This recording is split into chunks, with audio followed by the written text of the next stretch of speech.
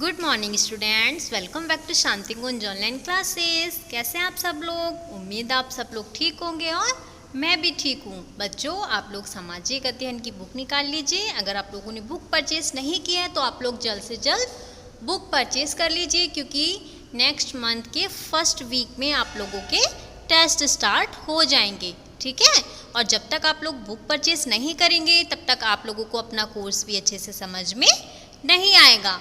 Okay, तो जिन बच्चों ने बुक परचेज कर लिया है वो लोग अपनी बुक निकाल लीजिए। स्टूडेंट्स, हमारा चैप्टर 3 कंप्लीट हो गया था, लेकिन इसके ये 4 क्वेश्चंस रह गए थे। ठीक है, जिसमें फर्स्ट क्वेश्चन है, भारत में ब्रिटिश न्याय प्रणाली के प्रमुख तत्वों का वर्णन कीजिए। ठीक, तो इसका आंसर पेज नंबर 20 पर है। ठीक है, ये है पेज नंबर 20। और पहले आप लोग लिखेंगे कि भारत में ब्रिटिश न्याय प्रणाली के प्रमुख तत्व निम्नलिखित हैं। ठीक है, पहले आप लोग लिखेंगे भारत में ब्रिटिश न्याय प्रणाली के प्रमुख तत्व निम्नलिखित हैं। उसके बाद आपको ये पॉइंट लिखने हैं। ठीक, नंबर फर्स्ट, नंबर सेकंड, यहाँ से और ये 4 पॉइंट दे रखे हैं। ठीक है, ये आपके विस्तार उत्तरीय प्रश्न है। ठीक,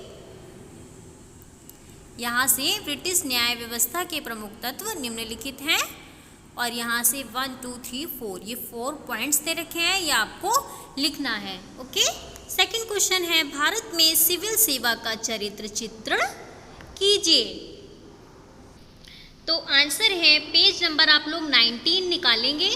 ठीक है, पेज नंबर 19 पर ये देखिए, सेकंड पैरा है, भारतीय सिविल सेवाओं के लिए चयनित नवयुवकों को भारत की स्थानीय सरकार व्यवस्था, यहाँ से और ये पूरा पैरा लिखना है यहाँ तक, कॉलेज में स्थानांतरित कर दिया गया। ठीक है बेटा। थर्ड क्वेश्चन है, ब्रिटिश शासन के प्रधान स्तंभ कौन कौन से थे? ये क्वेश्चन आप लोगों को खुद से ढूंढना है और अपनी कॉपी पर लिखना है। ठीक है, इंपॉर्टेंट क्वेश्चन है, आप लोगों को खुद से ढूंढकर करना है और बहुत इजी भी है। ठीक है, अगर आप लोगों ने चैप्टर अच्छे से पढ़ा होगा तो आप लोग लिख लेंगे। फोर्थ क्वेश्चन है, उच्च न्यायालय कहाँ कहाँ स्थापित हुए? ठीक है, आंसर है आप लोग पेज नंबर 19 दोबारा से निकालेंगे, और ये जो पैरा चल रहा था, ये देखिए हेडिंग दी है न्यायिक व्यवस्था, इसमें लास्ट में दिया है यहाँ से कलकत्ता, मद्रास, चेन्नई एवं बम्बई, मतलब मुंबई में उच्च न्यायालय स्थापित किए गए। ठीक है, तो कहाँ कहाँ है उच्च न्यायालय? कलकत्ता, मद्रास, चेन्नई, बम्बई में उच्च न्यायालय स्थापित किए गए। ठीक है, फोर्थ क्वेश्चन का आंसर यहाँ पे है। अब बच्चों, प्रयोगात्मक कार्य आपका ये है, ब्रिटिश भारत की सेना तथा पुलिस के विषय में अतिरिक्त सूचनाएं एकत्र कीजिए। ठीक है, आपको सूचनाएं एकत्र करनी है किसके बारे में? ब्रिटिश भारत में की सेना तथा पुलिस के विषय में। ठीक, और सेकंड है, इंडियन सिविल सर्विसेज के विषय में अधिक जानकारी एकत्र कीजिए। ये आपको अपने आप से करना है। ठीक, नेक्स्ट पार्ट है हमारा उपनिवेशवाद एवं जनजातीय समाज। ठीक है, इसमें है, भारत की जनसंख्या में विविध प्रकार के जातीय तथा जनजातीय या आदिवासी वर्ग समाहित हैं। जो भारत की जनसंख्या है उसमें काफ़ी वर्ग हैं जो समाहित हैं। जैसे कौन कौन से वर्ग हैं बेटा? जातीय, जनजातीय और आदिवासी वर्ग समाहित हैं, जो मानव के सामाजिक विकास की विभिन्न प्रस्तावों का प्रतिनिधित्व करते हैं। ठीक है, वो क्या करते हैं? वो मानव के सामाजिक विकास की विभिन्न प्रस्तावों का प्रतिनिधित्व करते हैं। वर्ष 2011 की जनगणना के अनुसार संख्या की 10.7% अनुसूचित जातियां जनजाति के रूप में दर्ज हुई हैं। ठीक है, जो 2011 की जनगणना थी उसके अनुसार 10.7% अनुसूचित जनजाति के रूप में दर्ज हुई। ठीक है, आगे है, तथा कुल 461 जनजातीय समुदायों की पहचान हुई, और 461 ही जनजातीय समुदायों की पहचान हो पाई, जो देश के विभिन्न हिस्से में रहती हैं, जो कि देश के विभिन्न हिस्सों में रहती हैं। लगभग 92% जनजातीय लोग भारत के देहात क्षेत्र में रहते हैं। जो 92% जनजातीय है, ठीक है, वो भारत के कौन से क्षेत्र में है? देहात क्षेत्र में।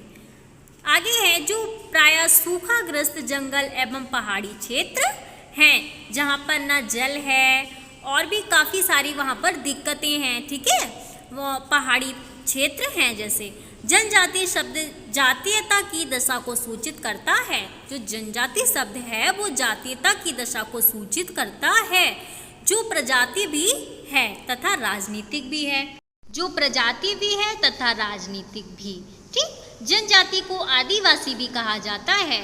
जो जनजाति हैं उन लोगों को क्या कहते हैं, हम लोग आदिवासी भी कहते हैं, ठीक है बेटा, क्या कहते हैं उन्हें, आदिवासी भी कहते हैं। जनजातियां अपने प्राकृतिक पर्यावरण में रहती हैं, इनके एक दूसरे के साथ खून के रिश्ते होते हैं। ये कहाँ रहती हैं, ये अपने प्राकृतिक पर्यावरण में रहती हैं। कौन, जनजातियां, ठीक है। जैसे जो आदि मानव लोग होते हैं उनको हम जनजाति भी तो कहते हैं, तो जो आदि मानव लोग होते हैं वो कहाँ रहते हैं, वो रहते हैं अपने प्राकृतिक पर्यावरण में। इनके एक दूसरे के साथ खून के रिश्ते होते हैं। उपनिवेश काल से ही इनका मुख्य धंधा आखेट, पशुपालन, मत्स्योत्पादन तथा कृषि है। जनजातियां सदियों के एकांतवास करती रही हैं, किंतु विगत कुछ दशकों में इन मूल निवासियों पर विकास परियोजनाओं का प्रतिकूल प्रभाव पड़ा है। ये अपनी परंपरागत भूमियों तथा जीवन की विधियों से विस्थापित कर दिए गए हैं। ये अपनी आजीविका में से भी वंचित किए जाने के साथ साथ एक नई जीवन शैली अपनाने को विवश हैं। अनेक अवसरों पर इन्होंने अपने क्षेत्रों तथा पर्यावरण को बचाने के लिए विरोध भी प्रकट किया है। जैसे हम सभी लोग करते हैं वैसे इन्होंने भी अनेक क्षेत्रों में अपने क्षेत्र और पर्यावरण को बचाने के लिए अनेक अवसरों पर इन्होंने विरोध किया है। जनजातीय विद्रोह, अब हम क्या देखेंगे बेटा, जनजातीय विद्रोह। जनजातीय आंदोलन मुख्यतः युद्ध के रूप में बार बार होते रहे। जो जनजातीय आंदोलन थे वो मुख्यतः मतलब युद्ध के रूप में बार बार होते रहे। ब्रिटिश शासनकाल में लगभग 70 आंदोलन हुए। इनके मुख्य कारण निम्नलिखित हैं। कौन कौन से हैं वो कारण, देखिए कारण हैं, फर्स्ट पर है जनजातीय क्षेत्रों में ईसाई धर्म प्रचार की गतिविधियां, ठीक है। पहला कारण क्या था, जनजातीय क्षेत्रों में ईसाई धर्म प्रचार की गतिविधियां। सेकंड कारण है वनों में कृषि पर पाबंदी। जो वन थे उन पर कृषि की मतलब कृषि नहीं होती थी, कृषि के लिए पाबंदी लगा रखी थी। थर्ड है ब्रिटिश शासकों द्वारा शोषण, और जो ब्रिटिश शासक था वो क्या करता था, शोषण करता था, किसका, जनजातियों का। भारतीय जनजातीय समुदायों को 2 भागों में बांटा गया। अब इन समुदायों को कितने भागों में बांट दिया गया, 2 भागों में। एक वह जो सीमावर्ती क्षेत्रों में रहते थे तथा दूसरे वह जो सीमा से दूर वाले क्षेत्रों में रहते थे।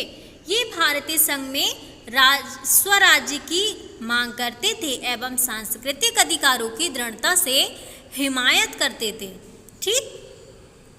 आगे हेडिंग है उत्तर पूर्वी क्षेत्र में जनजातीय विद्रोह। अब जो उत्तर पूर्वी क्षेत्र है उसमें जनजातीय विद्रोह क्या है, भारत के उत्तर पूर्वी क्षेत्र में 7 राज्य हैं जहां जनजातीय संख्या काफ़ी है।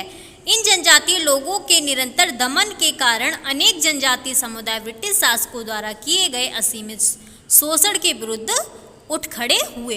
अब जो बेटा उत्तर पूर्वी क्षेत्र है उसमें जनजातीय विद्रोह बहुत हुआ। भारत के उत्तर पूर्वी क्षेत्र में कितने राज्य थे, 7 राज्य थे और हैं जहाँ जनजातीय संख्या काफ़ी है, वहाँ पर जनजातीय संख्या बहुत सारी है। इन जनजातीय लोगों के निरंतर दमन के कारण अनेक जनजातीय समुदाय ब्रिटिश शासकों द्वारा गए असीमित शोषण के विरुद्ध खड़े हुए। और यहाँ पर जो लोग थे वो ब्रिटिश शासकों द्वारा अनेक जो वहाँ पर शोषण थे उनके विरुद्ध खड़े हुए। तो आज आप लोग यहीं पर टिक लगा लीजिए, ठीक है। इसके आगे हम नेक्स्ट क्लास में पढ़ते हैं, ओके।